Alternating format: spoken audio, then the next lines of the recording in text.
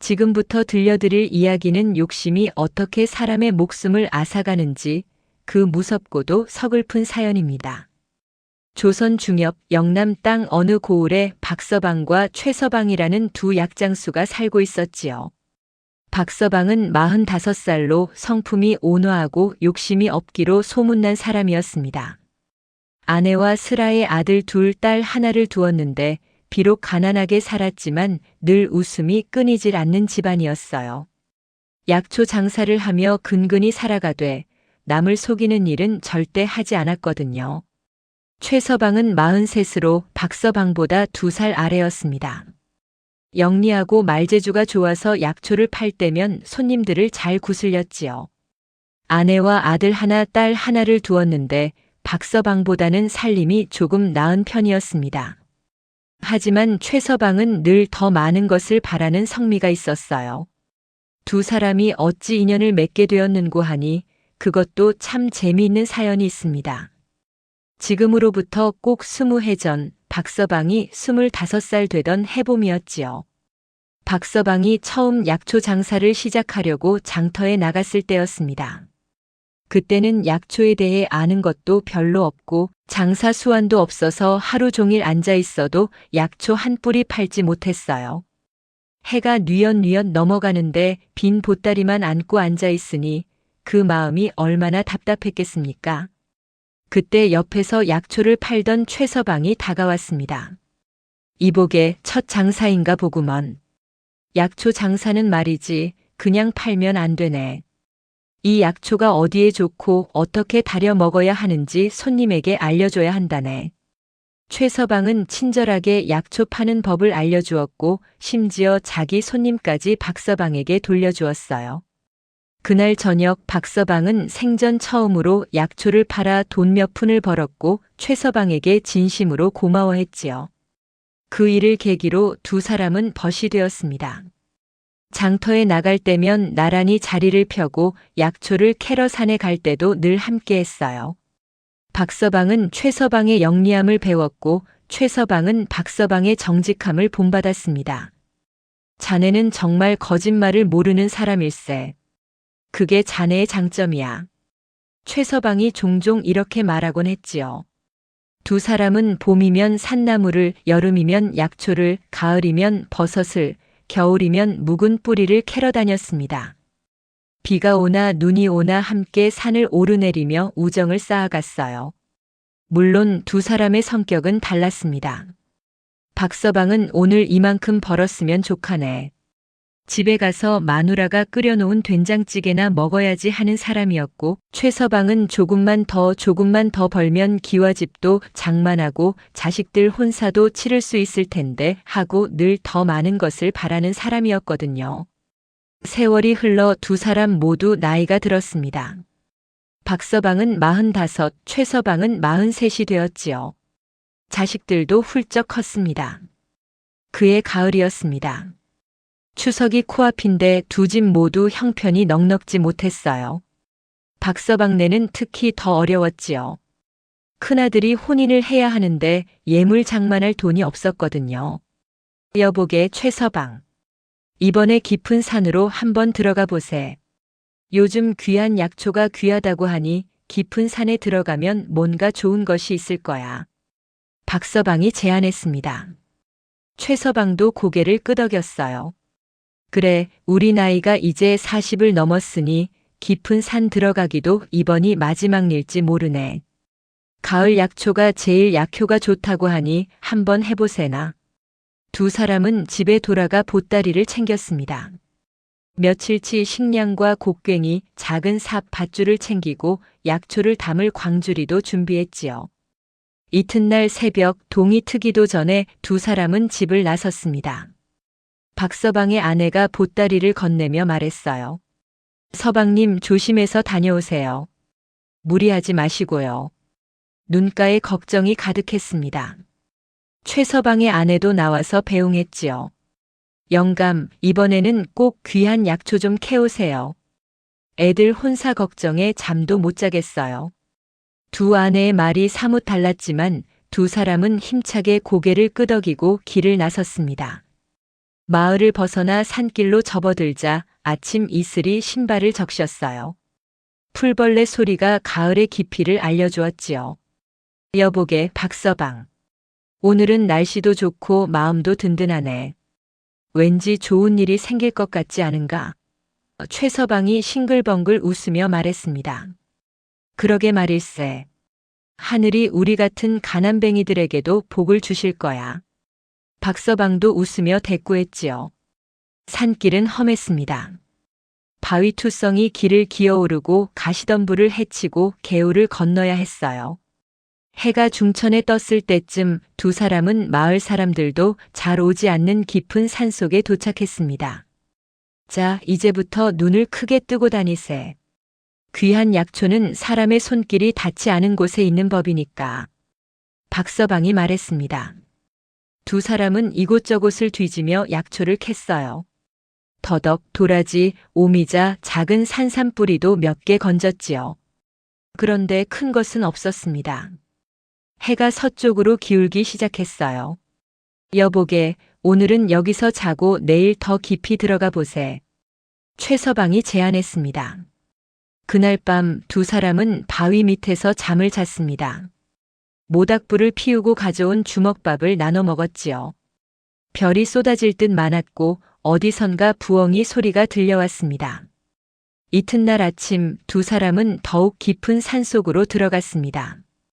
길도 없는 곳을 헤치고 나아가니 사람의 발자국이라곤 전혀 없는 원시림이 펼쳐졌어요. 여보게, 저기 좀 보게. 최서방이 갑자기 소리쳤습니다. 박서방이 고개를 들어보니 저 앞쪽 큰 바위 옆에 뭔가 빨간 열매가 달린 풀이 보였어요. 가까이 다가가 보니 세상에나, 그것은 산삼이었습니다. 그것도 보통 산삼이 아니었어요. 산삼 줄기는 어른 팔뚝만큼 굵었고 잎은 손바닥보다 컸습니다. 빨간 열매가 주렁주렁 달려 있었지요. 두 사람은 숨이 멎는 줄 알았어요. 이건 100년은 좋게 묵은 산삼이야. 박서방이 떨리는 목소리로 말했습니다. 아니, 100년이 아니라 200년은 묵었을 거야. 이런 산삼은 평생 처음 보네. 최서방의 목소리도 떨렸어요. 두 사람은 산삼 앞에 무릎을 꿇고 앉았습니다. 조선 땅 어디를 다녀도 이런 산삼은 찾기 어려울 거예요. 대궐의 진상에도 될 만한, 아니 임금님께서 드셔도 될 만한 보물이었거든요. 여보게 최서방, 우리가 복이 있었네. 이 산삼을 팔면 우리 두 집안이 몇 대를 먹고 살 수 있을 거야. 박서방이 흥분해서 소리쳤습니다. 그렇고 말고 기와집도 사고 논밭도 사고 자식들 혼사도 치를 수 있겠어. 최서방도 덩달아 기뻐했지요. 두 사람은 서로 얼싸안고 춤을 추듯 기뻐했습니다. 20해 동안 함께 산을 다녔지만 이런 보물을 캔 것은 처음이었거든요. 자, 이제 조심조심 캐야 하네.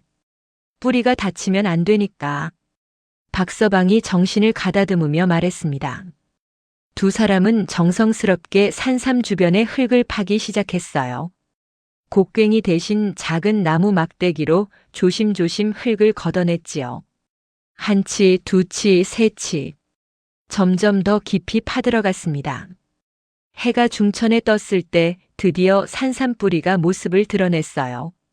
세상에, 뿌리는 사람의 다리만큼 길고 굵었습니다. 마치 작은 아이의 형상처럼 생겼더군요. 아이고, 이렇게 큰 산삼은 전설로만 들었지 실제로 보기는 처음이네. 최서방이 감탄했습니다. 두 사람은 온종일 걸려 산삼을 캤어요.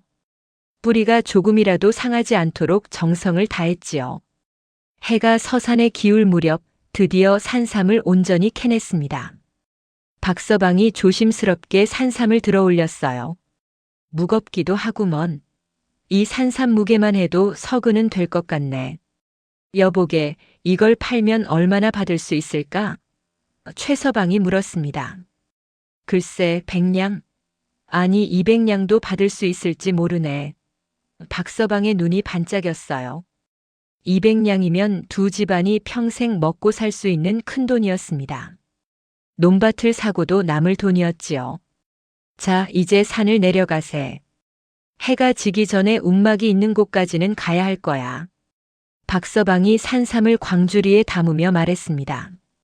최서방도 고개를 끄덕였어요. 두 사람은 기쁜 마음으로 산을 내려가기 시작했습니다. 발걸음이 저절로 가벼워졌지요. 여보게, 박서방. 우리 집에 가서 축배를 들어야 하지 않겠나? 최서방이 웃으며 말했습니다. 그래야지.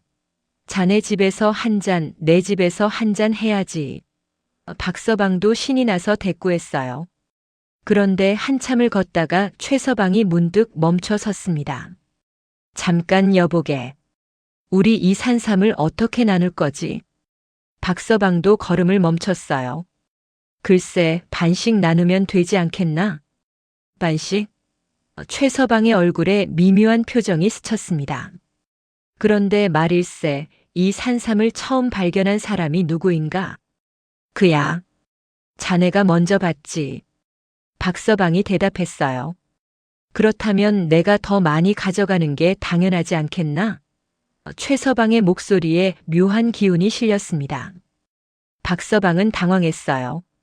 자, 자네. 지금 무슨 소리를 하는 건가? 우리가 함께 산에 왔고 함께 캤자는가? 물론 함께 캤지. 하지만 발견한 사람은 나야. 그러니 나는 6할, 자네는 4할을 가져가는 게 맞다고 생각하네. 최서방이 말했습니다. 박서방의 얼굴이 굳어졌어요. 여보게, 최서방. 우리가 20해를 함께 다니지 않았나? 그동안 모든 걸 반씩 나눠왔는데 이번에만 다르게 하자는 건가? 이번은 다르네. 이건 평범한 약초가 아니야. 평생에 한 번 만날까 말까 한 보물이거든. 최서방의 목소리가 높아졌습니다. 두 사람 사이에 이상한 기류가 흘렀어요. 아까까지만 해도 형제처럼 기뻐하던 두 사람이었는데 갑자기 낯선 사이가 된 것 같았습니다. 좋네. 6할 4할로 하세. 박서방이 한숨을 쉬며 말했어요. 하지만 우리 우정이 이렇게 돈으로 따지는 사이가 될 줄은 몰랐네. 최서방은 뭔가 찔리는 듯 했지만 욕심이 이성을 덮어버렸습니다. 미안하네, 박서방. 하지만 이건 공정한 분배야. 두 사람은 말없이 산을 내려갔습니다. 아까의 들뜬 기분은 온데간데 없었어요. 무거운 침묵만이 두 사람 사이를 채웠지요. 해가 뉘엿뉘엿 넘어갈 무렵 두 사람은 오래된 움막에 도착했습니다. 나무꾼들이 가끔 쉬어가는 곳이었지요. 오늘은 아무도 없었습니다. 여기서 하룻밤 자고 내일 아침 일찍 내려가세. 박서방이 말했습니다. 최서방도 고개를 끄덕였어요. 두 사람은 움막 안으로 들어가 짐을 풀었습니다. 박서방이 모닥불을 피우고 최서방이 물을 길어왔지요. 그런데 저녁을 먹으면서도 두 사람은 말이 없었어요.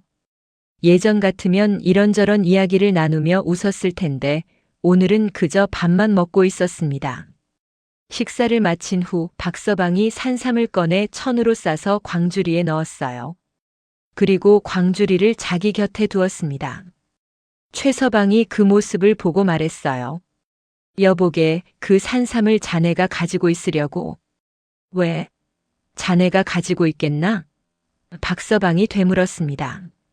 아니, 그냥. 최서방이 얼버무렸지요. 밤이 깊어갔습니다.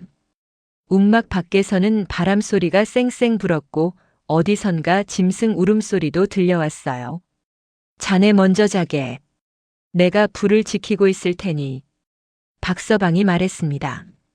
아니, 내가 지킬 테니 자네가 먼저 자게. 최서방이 대꾸했어요. 두 사람은 서로 먼저 자라고 권했지만 사실은 둘 다 잠을 자고 싶지 않았습니다. 산삼이 신경 쓰였거든요. 시간이 흘러 한밤중이 되었어요. 박서방은 꾸벅꾸벅 졸고 있었고 최서방은 깨어서 불을 쬐고 있었습니다. 최서방의 머릿속에는 온갖 생각이 스쳐갔어요. 저 산삼을 내가 다 가질 수는 없을까? 내가 먼저 발견했는데 육칼만 가져가는 것도 아깝네. 전부 다 가지면 우리 집안이 완전히 펴질 텐데. 최서방은 광주리를 힐끗힐끗 쳐다봤습니다. 박서방은 깊이 잠든 것 같았어요. 코까지 골고 있었지요. 지금 가져가면 아무도 모를 텐데. 최서방의 마음속에서 악한 생각이 자라기 시작했습니다. 한편 박서방은 자는 척하고 있었지만 사실은 깨어 있었습니다. 눈을 살짝 뜨고 최서방을 살펴보고 있었거든요. 박서방도 마음이 편치 않았어요. 최서방이 이상하게 행동하는 것 같은데 혹시 산삼을 혼자 가지려는 건 아닐까? 아니야, 20해를 함께 다닌 벗인데 그럴 리가 없어. 하지만 사람 마음이란 게 박서방의 가슴이 철렁 내려앉았습니다. 평생을 함께한 벗을 의심한다는 게 슬펐지만 산삼 때문에 마음이 이상해진 건 자기도 마찬가지였거든요. 두 사람은 서로를 의심하며 밤을 지새웠습니다. 20해 우정이 하룻밤 사이에 금이 가기 시작한 거예요. 동이 트기 시작했어요. 하늘이 희끄무레해지고 새들이 지저귀기 시작했습니다. 일어나세, 박서방. 이제 산을 내려가야지. 최서방이 말했습니다. 박서방이 눈을 비비며 일어났어요. 그래, 내려가세. 두 사람은 짐을 챙기기 시작했습니다. 박서방이 산삼 광주리를 들려고 하자 최서방이 말했어요. 잠깐 여보게. 생각해보니 그 산삼을 내가 들고 가는 게 맞을 것 같네. 왜? 박서방이 물었습니다. 내가 더 많이 가져갈 거니까. 6할이나 되는데 내가 관리하는 게 맞지 않겠나? 최서방의 말에 일리가 있는 것 같기도 했어요. 하지만 박서방은 고개를 저었습니다. 안 되네. 우리 함께 발견한 거니까 마을에 도착할 때까지는 내가 들고 가겠네. 자네가 나를 믿지 못하는 건가? 최서방이 따졌어요. 자네야말로 나를 믿지 못하는 거 아닌가? 박서방도 지지 않고 대꾸했습니다. 두 사람은 서로를 노려봤어요. 어제까지만 해도 형제 같던 사이였는데 지금은 원수처럼 느껴졌습니다. 좋아. 그럼 내가 들고 가세. 최서방이 광주리를 낚아챘습니다. 안 돼. 박서방이 광주리를 다시 잡아당겼어요. 두 사람은 광주리를 서로 잡아당기며 실랑이를 벌였습니다. 그러다가 광주리가 땅에 떨어졌어요. 다행히 산삼은 다치지 않았습니다. 자, 자네. 이러면 안 되네. 박서방이 숨을 헐떡이며 말했습니다. 그래, 우리가 미쳤나 보네. 최서방도 정신을 차렸어요. 두 사람은 잠시 멈춰 섰습니다. 그리고 서로를 바라봤지요. 20해 우정이 산삼 하나 때문에 무너지고 있었습니다. 여보게, 최서방. 우리 이러지 말세. 함께 마을에 내려가서 마을 어른들 앞에서 공정하게 나누세. 박서방이 제안했습니다. 최서방이 고개를 끄덕였어요. 그래, 그게 좋겠네. 두 사람은 다시 산을 내려가기 시작했습니다. 하지만 마음속 의심은 사라지지 않았어요. 산길은 험했습니다. 바위투성이 길을 조심조심 내려가야 했지요. 한 사람이 앞서고 한 사람이 뒤따랐습니다. 조심하게, 여기 돌이 미끄럽네. 앞서가던 박서방이 말했어요. 최서방은 대답 대신 음하고 짧게 대꾸했습니다. 그의 눈은 박서방이 메고 있는 광주리에 고정되어 있었거든요. 한참을 걷다가 개울을 건너게 되었어요. 물이 차갑고 흐름이 빨랐습니다. 내가 먼저 건너겠네. 박서방이 조심스럽게 돌다리를 건넜습니다. 광주리를 꼭 붙들고서 말이에요. 최서방도 뒤따라 건넜습니다. 그런데 발을 헛디뎠어요. 아차. 물에 빠질 뻔했지만 박서방이 얼른 손을 잡아주었습니다. 고맙네. 최서방이 말했지만 그의 눈빛은 따뜻하지 않았어요. 점심때가 되어 두 사람은 바위에 앉아 쉬었습니다. 주먹밥을 꺼내 먹었지요. 말없이 먹고 있는데 갑자기 최서방이 입을 열었어요. 여보게, 박서방. 우리 다시 한번 생각해 보세. 정말로 반반씩 나누는 게 맞는가? 박서방은 주먹밥을 먹다 말고 최서방을 쳐다봤습니다. 자네 아까 6할 4할로 하자고 하지 않았나? 그건 그렇지만 생각해 보니 말이네. 내가 발견했고 자네는 그냥 따라온 거자는가. 그렇다면 7할 3할이 더 공정하지 않겠나? 최서방의 욕심이 점점 커지고 있었어요. 박서방의 얼굴이 굳어졌습니다. 자네, 지금 농담하는 건가? 아까는 6할이더니 이제는 7할이라고. 농담이 아니네. 나는 진심이야. 최서방이 소리쳤어요. 안 되네. 6할도 많다고 생각하는데 7할은 말도 안 돼. 박서방도 목소리를 높였습니다. 두 사람은 또다시 언성을 높이며 다투기 시작했어요. 산새들이 놀라 날아갔고 다람쥐들도 나무 뒤로 숨었습니다. 자네가 그렇게 나온다면 나도 할 말이 있네. 우리가 함께 캤으니 당연히 반씩 나눠야 하는 거야. 박서방이 소리쳤어요. 됐네. 그렇다면 내가 먼저 마을에 내려가서 이 산삼을 팔겠네. 최서방이 벌떡 일어났습니다. 안 돼. 그건 절대 안 돼. 박서방도 일어섰어요. 두 사람은 서로를 노려보며 대치했습니다. 오랜 침묵이 흘렀어요. 박서방이 먼저 입을 열었습니다. 여보게 최서방. 우리 정말 이러려고 20해를 함께 다닌 건가? 자네 기억하나? 우리가 처음 만났을 때를. 최서방의 표정이 잠시 누그러졌어요. 기억하지. 자네가 첫 장사하던 날 내가 도와줬지. 그래, 그때 자네가 아니었으면 나는 약초 장사를 포기했을 거야. 그리고 우리가 함께한 세월. 겨울에 폭설이 내려 산에 갇혔을 때 자네가 자네 옷을 벗어 내게 덮어줬자는가. 박서방의 목소리가 떨렸습니다. 최서방도 그 일이 떠올랐어요. 그때는 정말 힘들었지. 하지만 우리 함께 버텨냈어. 그래, 우리는 형제가 더한 사이였네.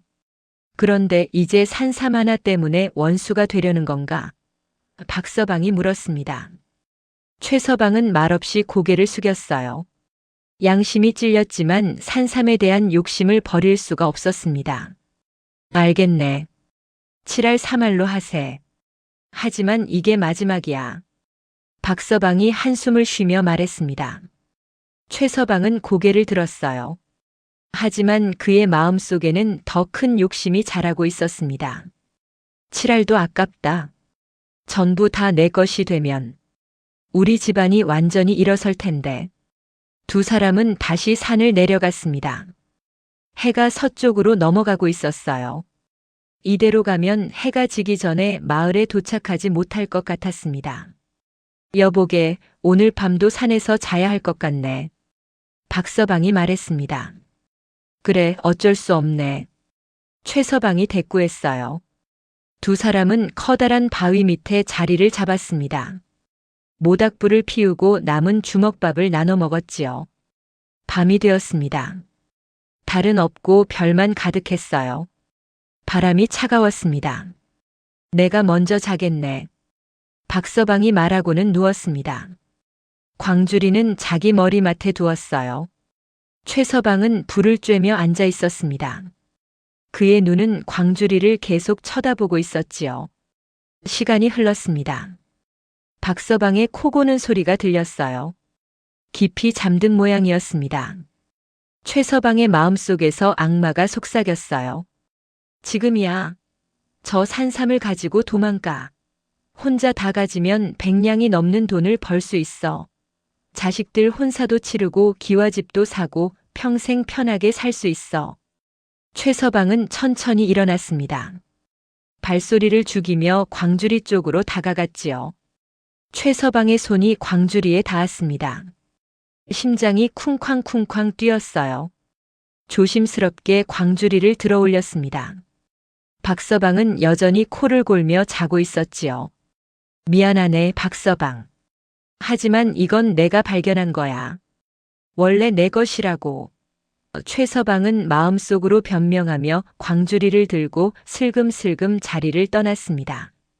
어둠 속에서 산길을 내려가기 시작했어요. 달빛도 없어 앞이 잘 보이지 않았지만 최서방은 서둘러 발걸음을 옮겼습니다.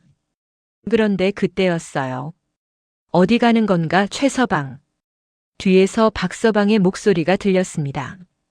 최서방은 화들짝 놀라 돌아봤어요. 박서방이 서 있었습니다. 자네, 자는 척하고 있었나?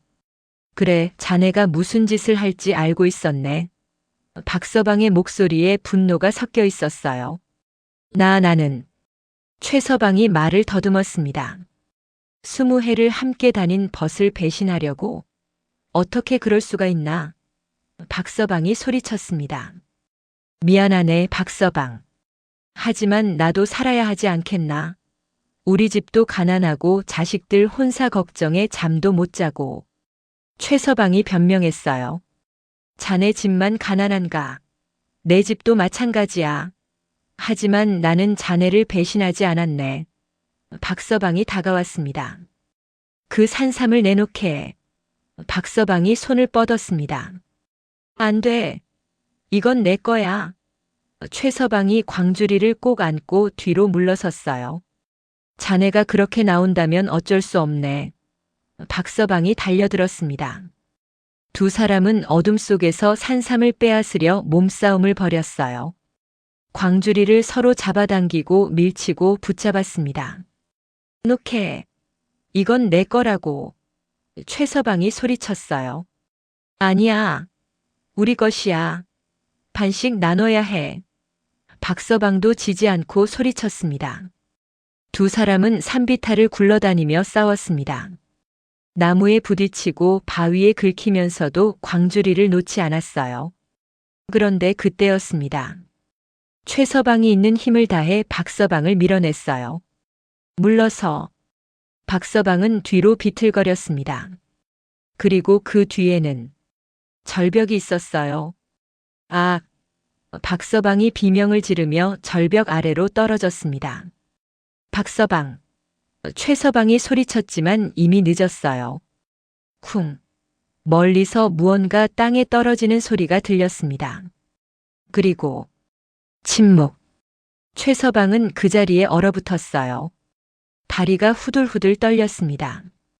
박서방. 대답을 하게. 최서방이 절벽 끝으로 다가가 소리쳤습니다. 대답이 없었어요. 절벽 아래는 깊은 계곡이었고 어둠 때문에 아무것도 보이지 않았습니다. 이럴 수가. 내가 무슨 짓을 한 거야. 최서방은 무릎을 꿇고 주저앉았습니다. 손에는 여전히 광주리가 들려 있었어요. 최서방의 머릿속이 새하얘졌습니다. 20해를 함께한 벗을 제 손으로 죽인 거예요. 아니야. 아니야. 이건 사고야. 나는 그냥 밀었을 뿐인데.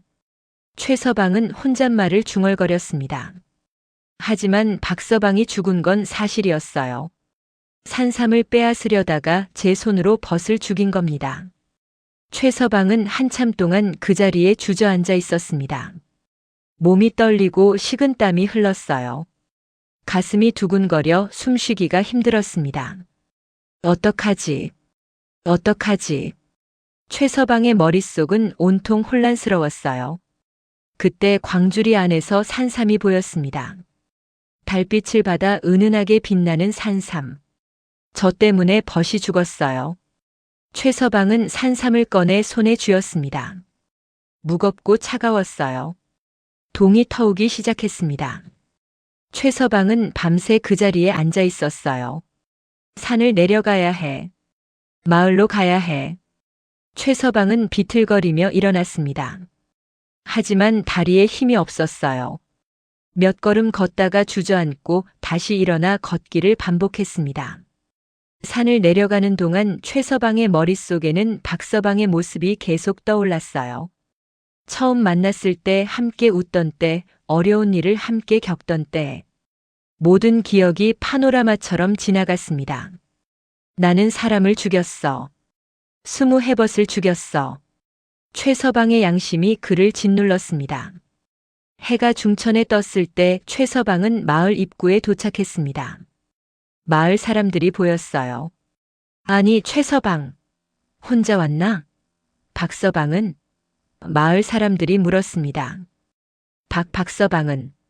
최서방은 말을 잇지 못했어요. 무슨 일이라도 생겼나? 왜 혼자 왔지? 사람들이 걱정스럽게 물었습니다. 박서방이 산에서 떨어졌네. 최서방이 겨우 말을 꺼냈어요. 뭐라고? 떨어졌다고?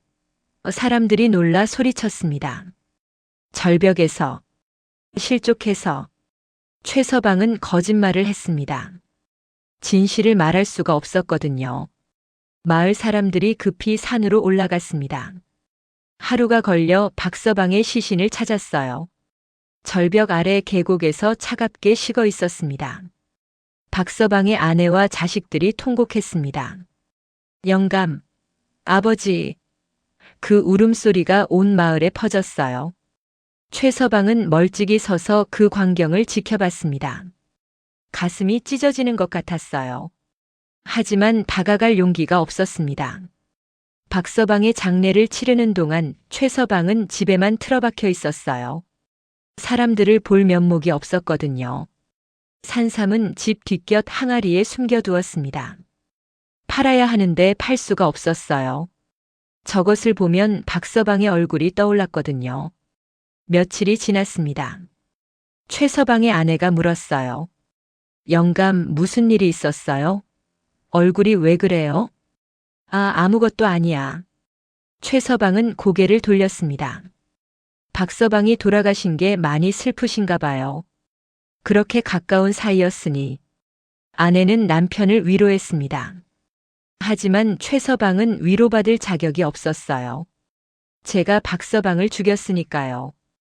밤이 되면 더 힘들었습니다. 잠을 자려고 누우면 박서방이 나타났어요. 최서방. 어째서 나를 죽였나? 박서방의 망령이 최서방에게 다가왔습니다. 저리 가. 최서방이 소리를 지르며 벌떡 일어났어요. 영감, 무슨 일이에요? 아내가 놀라 깼습니다. 꿈을 꿨어.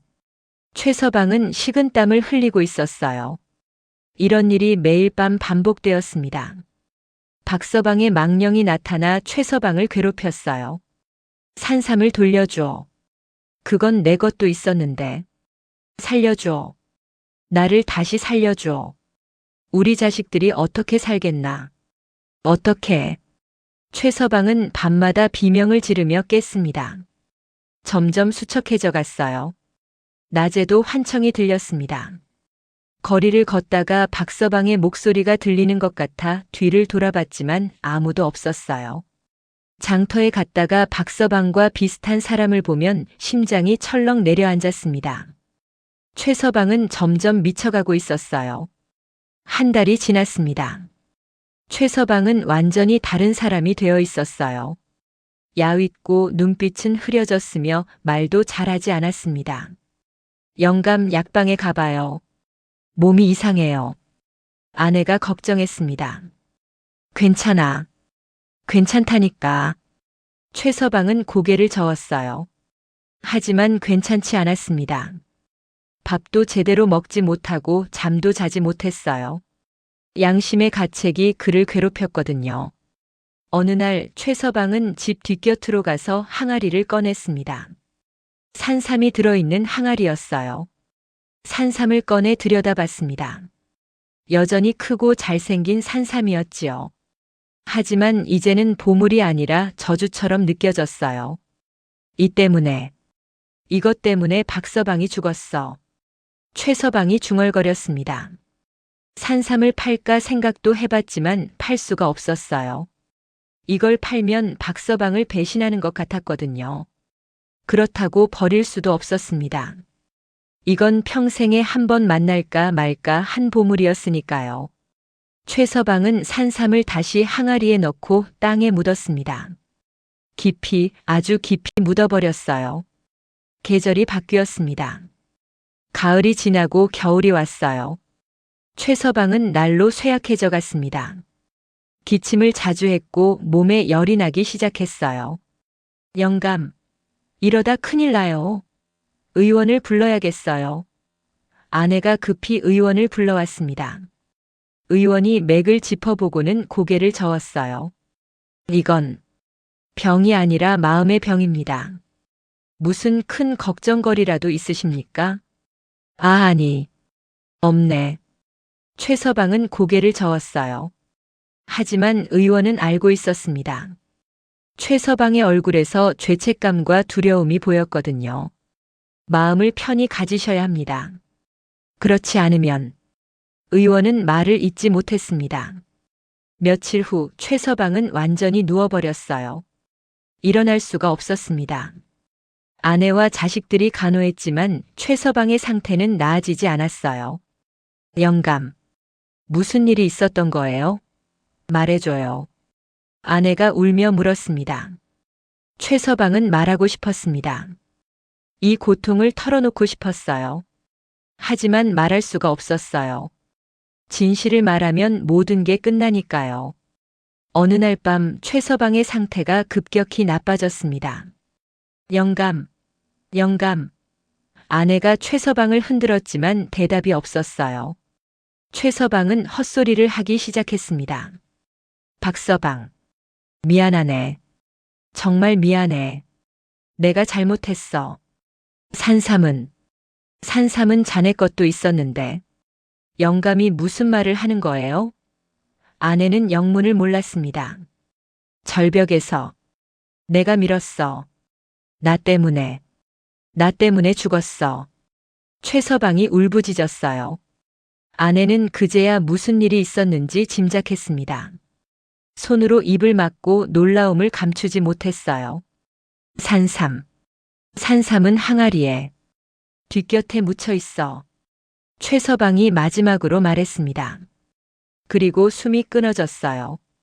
영감, 아내가 통곡했습니다. 마을 사람들이 모여들었습니다. 최서방이 죽었다는 소식을 들었거든요. 아내는 남편의 마지막 말을 전했습니다. 사람들은 뒷곁을 파헤쳤고 항아리를 찾아냈어요. 항아리 안에는 산삼이 들어 있었습니다. 여전히 크고 온전한 산삼이었지요. 마을 사람들은 비로소 진실을 알게 되었습니다. 최서방이 박서방을 죽였구먼. 산삼 때문에 20해벗을 죽였다니.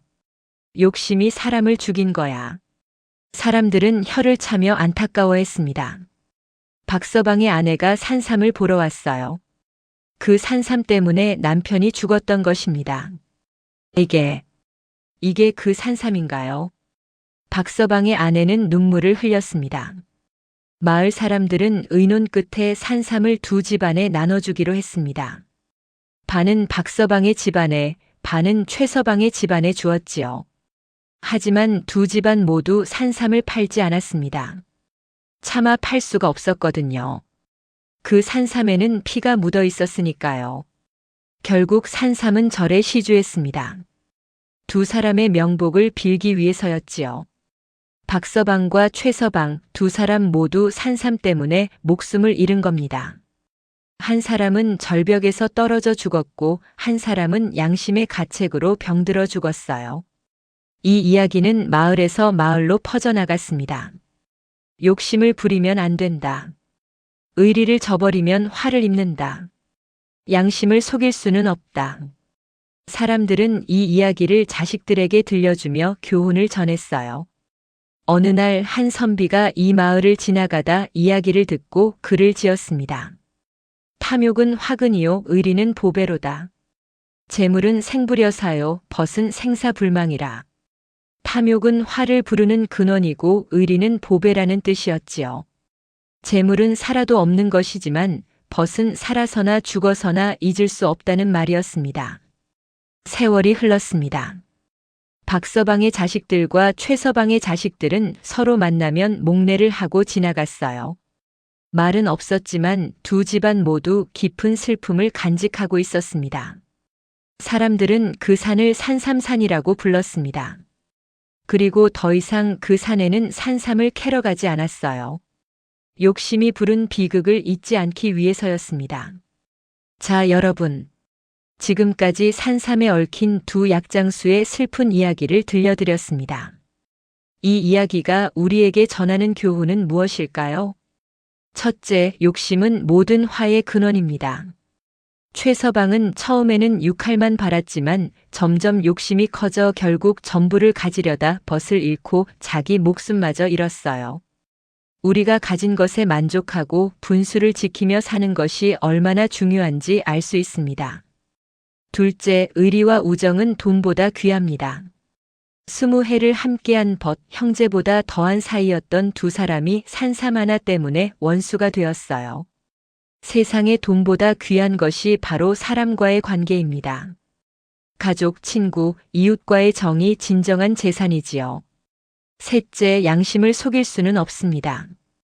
최서방은 박서방을 죽인 죄책감으로 결국 병들어 죽었어요. 아무리 숨기려 해도 양심은 우리를 괴롭힙니다. 정직하고 떳떳하게 사는 것만이 편안한 삶을 사는 길입니다. 넷째, 나눔이 진정한 풍요입니다. 만약 두 사람이 산삼을 공평하게 나누었다면 두 집안 모두 행복했을 거예요. 나누면 줄어드는 것 같지만 사실은 나눔으로써 더 큰 복을 받게 됩니다. 여러분, 우리 인생에서 정말 중요한 것이 무엇인지 생각해 보셨으면 합니다. 돈과 재물도 중요하지만 그보다 더 중요한 것은 사람과의 정, 의리, 양심 아니겠습니까? 오늘도 가족과 함께 밥 한 끼 나눠 먹고 이웃과 정담을 나누고 옛벗에게 안부 전화 한 통 하는 것. 그것이 진정한 행복이고 풍요로운 삶이 아닐까요? 욕심을 버리고 의리를 지키고 양심에 따라 살아가시길 바랍니다. 그것이 박서방과 최서방이 우리에게 남긴 값진 교훈입니다. 오늘 이야기가 여러분의 마음에 조금이나마 울림이 되었기를 바랍니다. 이 이야기가 좋으셨다면 구독 버튼을 눌러주시고 좋아요도 부탁드립니다. 여러분의 작은 관심이 더 좋은 이야기를 만드는 힘이 됩니다. 그리고 댓글로 여러분의 생각도 나눠주세요. 이 이야기를 듣고 어떤 생각이 드셨는지, 혹시 비슷한 경험이 있으신지 궁금합니다. 여러분 한 분 한 분의 댓글을 정성껏 읽고 있습니다. 다음에는 또 어떤 재미있고 교훈적인 이야기로 찾아뵐까요? 기대해 주십시오. 건강하시고 늘 행복하세요. 감사합니다.